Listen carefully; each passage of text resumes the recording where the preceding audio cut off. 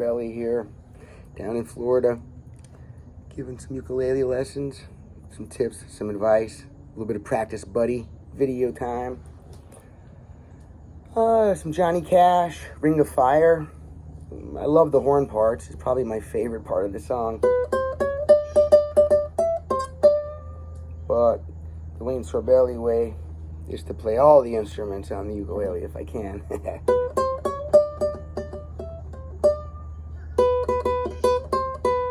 Oops. I'm going to cover this in part 1. There's a link down below, as well as the verses.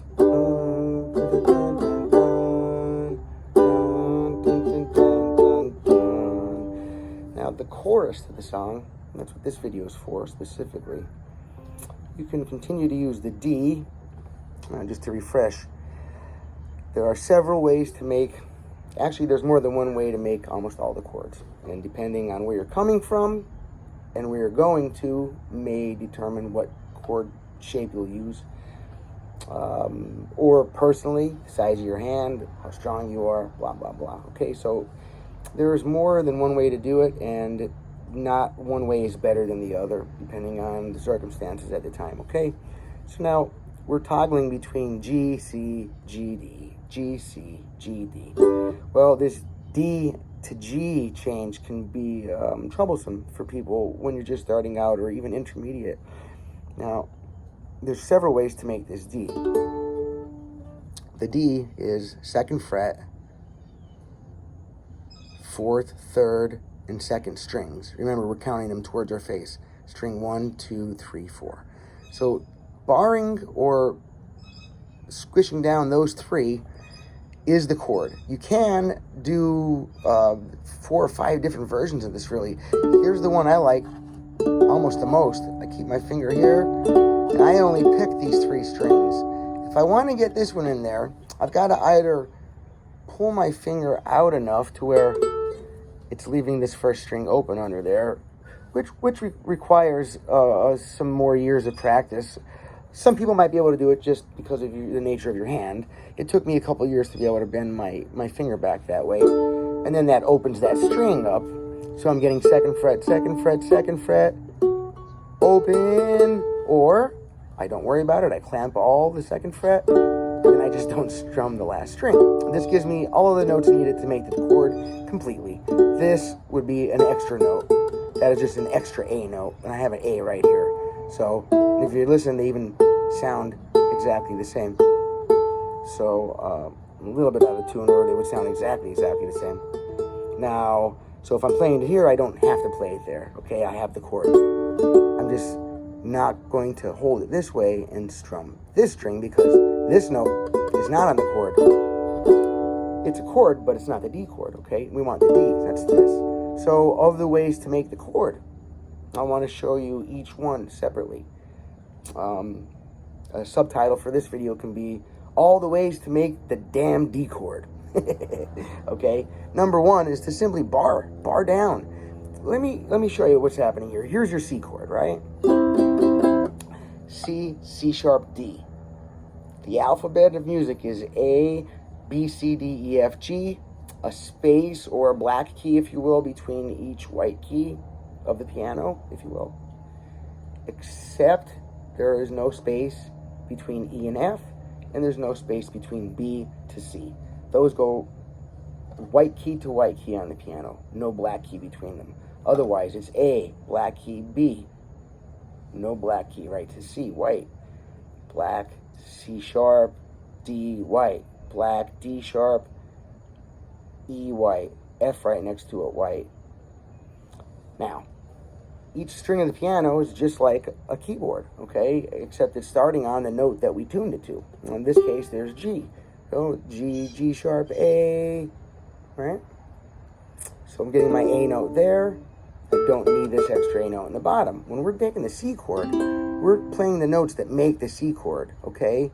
G, C, E, and there's another C note right there. A sharp, B, no space, C, okay? Now, take the C shape. Right now, we don't have to push here because this nut is doing the job for us. But if I want to make a C sharp, let's say, well, then you just move everything 1 fret. There's a C sharp, and guess what's right next to the C sharp? The D. You guessed it. You guessed it. Excellent. So there's your D. And you just have to move that one. Here's D sharp. Here's an E. Now, so second way to make the D chord. First is just bar this and either hold this string so that it doesn't ring out when you strum it, or let your thumb come to rest gently, or your pick if you enjoy a pick. Let your pick come to rest gently on the string below the ones that you're working with, okay? If you want to hear these 3, then I'm just going to keep it like this and not play the bottom one. Now, that's one way to play the D. Just bar down. The second way to play it would be actually employ the pinky. It has a nice little ring to it. That little higher D note in there as well. And it works any place the D works. This form of D, so does this. These are all interchangeable. It depends on the player's choice, strength of your hand, size of your hand, and where you're coming from and where you're going to. So, when I'm on the G chord, this song is toggling between G and C, right? G, C, G. Now, going from the D back to the G isn't as easy, right? Going from the G to the D ain't easy. Sorry. Can't help myself. That was too easy. Now, G, G, G. So I can strum here. I can keep my G formed.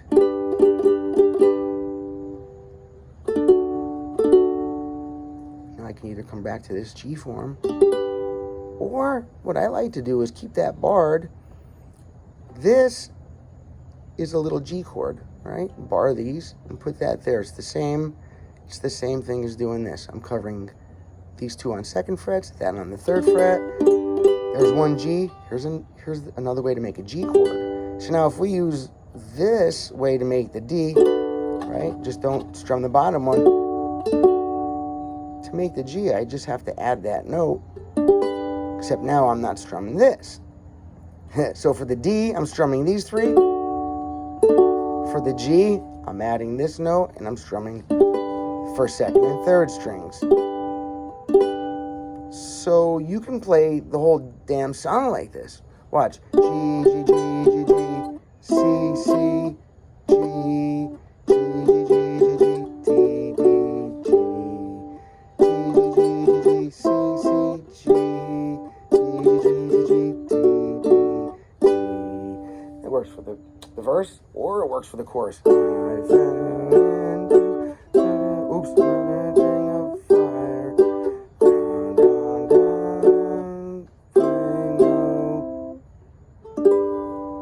Right down on that. So for the G, it's this way or this way. Some people's fingers like this better. Does not matter. As long as you're touching those right frets, that's all that counts, okay? So you got da, da, da, da, da, da. Now, there are other ways to make the D chord. This is a way of playing that vocalists use very often. Now, there's a different way to play the guitar if you're looking at the fretboard than there is if you're not looking at it. I don't know if you realize that, yes. Singers had come up with, necessity breeds invention, right? So the need to keep your throat open to sing into the microphone bred the necessity we need to be able to still play the guitar when you're singing like this. So now how do you play the damn guitar if you can't see the damn thing? Okay. Well, it's kind of like a system of braille playing, a sense of feeling your way around the fretboard. And that is a different way to play than it is when you're looking at it. And your eye is very quick. So I could be somewhere and use my eye to spot a landmark and get to it rather quickly. Now, for vocalists, usually the kind of playing I'm talking about wouldn't be like Jimmy Page riff rock stuff. It's more like the chords and you're singing along, like Johnny Cash stuff or whatever. And now, to go between the common chords of any key, there are ways to do it.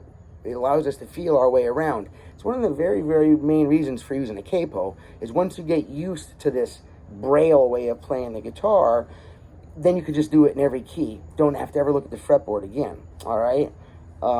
So now, what happens is, while on the traditional G chord, now this is a D on the guitar. How confusing, right? It's a G on the ukulele. But in this G chord form, you got the chords that we use with it, next to it, can be felt instead of seen. So here's the G.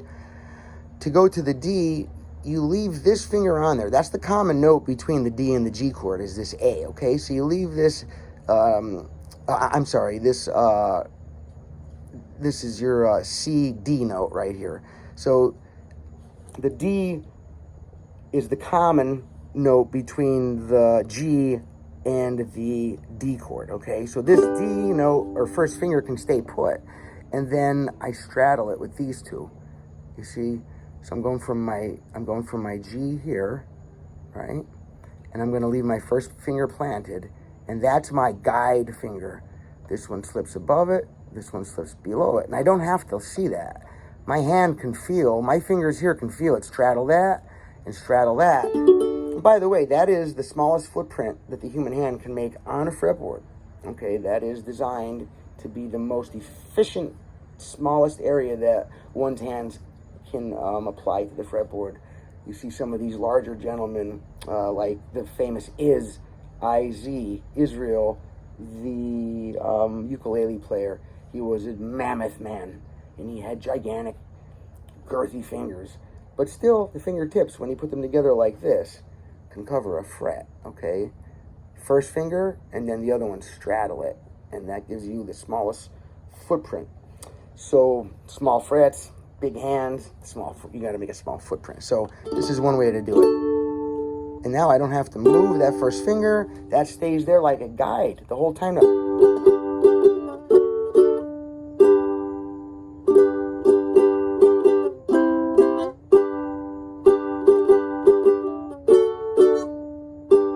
Okay, so that's another way to approach this. Is the D with the first finger planted root note. First finger planted root note. Okay? So the way you practice it is literally find your comfort zone, meaning find the spot for your first finger that is comfortable when you're making both the D chord and the G chord, and then you practice that.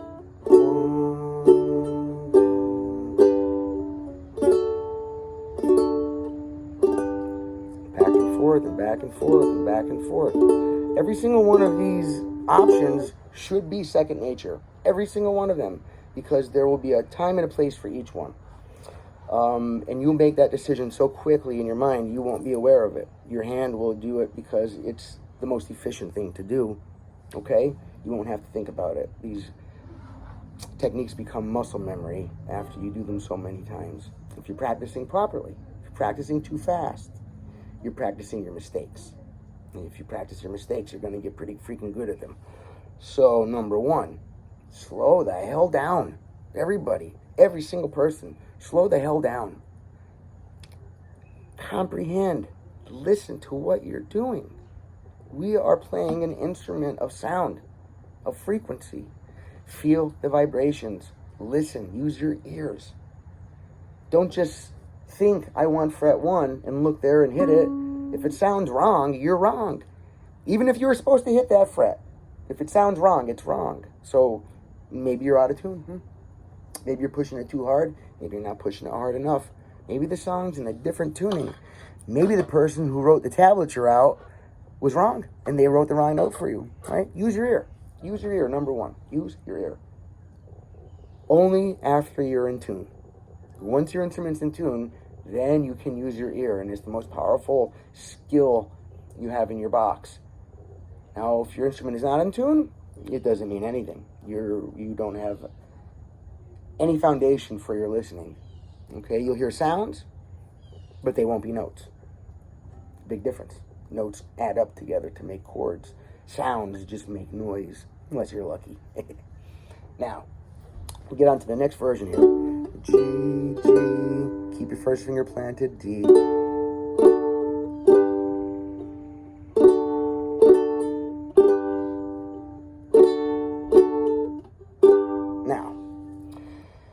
So that is one good way to go about it.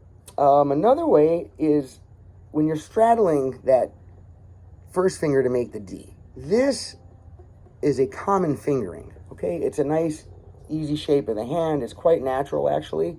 If you just have your hand and you just kind of bend it back, these fingers kind of fall into place naturally that way. So now, the dominant 7 chord, it's written with just a letter and a number 7 next to it. So if you were to see a D and a number 7, you call that D7. It means dominant 7. And when we do the dominant 7 chord, you're flattening the seventh note of the scale. You're flattening a half step. So it creates a whole step before the root, rather than a half step below the root, as in a regular major scale. Now, 7 chords are quite replaceable. I'm sorry, they're, the word I'm looking for is a substitute. You can use a 7 chord where you can use a major chord. Very often in, I don't want to say all songs, but in the majority of songs, if we're sticking in roots music, you know, blues, rock and roll, country, reggae, stuff like that. Now for the Johnny Cash song, the chorus is D, D, D, D, C, C, G, G, D, D, D, D, C, C, G. Now, as a substitutable chord, not just for the chorus, but for the entire song, is you can use the D7, which is like straddling that first finger, but you don't have to have the first finger there. It offers up just a different voicing. So sometimes it would be good, let's say, practice, you know, the verses of the song using this kind of D. And then when it goes to the chorus, you can offset the sound a little bit or increase the quality of your song, let's say, by using these easy techniques. So now we'll use the D7 for the chorus instead of the D.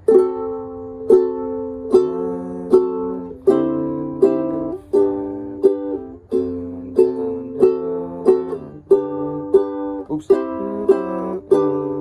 But also, if you can't make that whole D chord yet, whether you're not strong enough to bar this down, or let's say you start the song off and you're strong enough to bar at the beginning of the song, and then halfway through you start to get a cramp in your hand. It's very normal for that to happen to people while they're playing. Well, then you change your plan. You start off the song this way, right?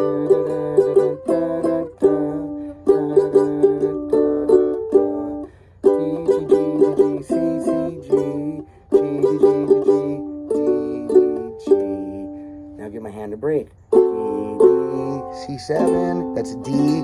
I'm going to say D, S-E-E. The D7, not C7 like C7 chord. Sorry, it's too funny. I have to. D7, C, G, D7.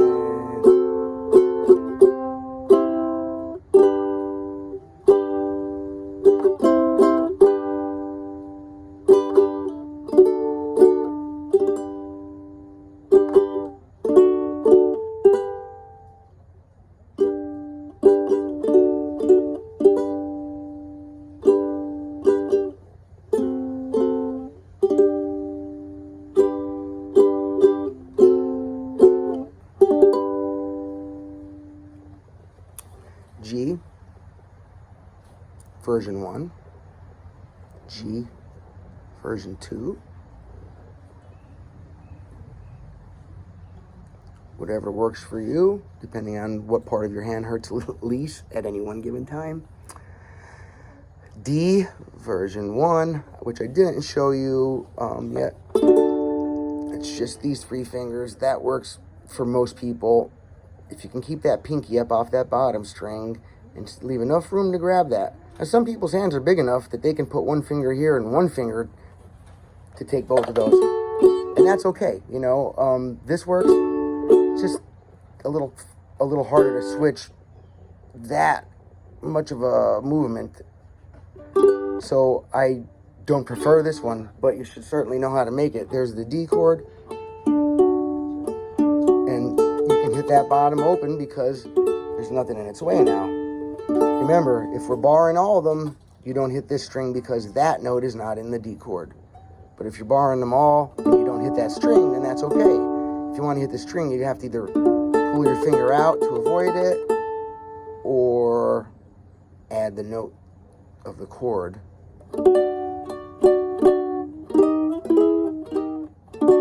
Alright. Wayne Sorbelli, down here in Florida. Some ukulele, guitar, we'll just call it fretboard fun. Like my channel, subscribe, drop a comment below.